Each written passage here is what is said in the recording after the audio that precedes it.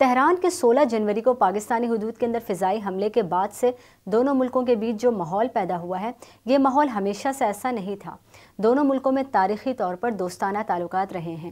اس کی ایک مثال یہ ہے کہ امریکہ اور ایران کے 80 کی دہائی سے سفارتی تعلقات منقطع ہیں، اور 1992 سے پاکستان نے واشنگٹن ڈی سی میں اپنے سفارت خانے کے اندر ایرانی شہریوں کے لیے تہران کے قونصل خانے کی خدمات کا ایک سیکشن رکھا ہوا ہے۔ پاکستان ایران کے لیے پروٹیکٹنگ پاور یا ڈی فیکٹو ایمبیسی کا کردار ادا کرتا ہے۔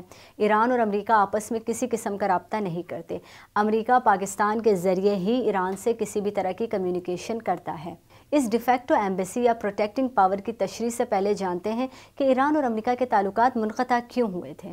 یہ اقدام 4 نومبر 1979 کو تہران میں طلبہ اکثریت پسندوں کی امریکی سفارت خانے پر قبضہ کر کے امریکی شہریوں کو یرغمال بنانے اور اس کے نتیجے میں ایرانی حکومت کی جانب سے انہیں رہائی دلانے میں ناکامی کے بعد کیا گیا۔ 1961 کے ویانا کنونشن میں درج ہے کہ اگر دو ریاستوں کے درمیان سفارتی تعلقات منقطع ہو جاتے ہیں تو ریاست اپنے اور اپنے شہریوں کے مفادات کی حفاظت کسی تیسری ریاست کے سپرد کر سکتی ہے جو دونوں ریاستوں کے لیے قابل قبول ہو۔ ایران کے لیے پاکستان اور امریکہ کے لیے سوئٹزرلینڈ یہ کردار ادا کرتا ہے۔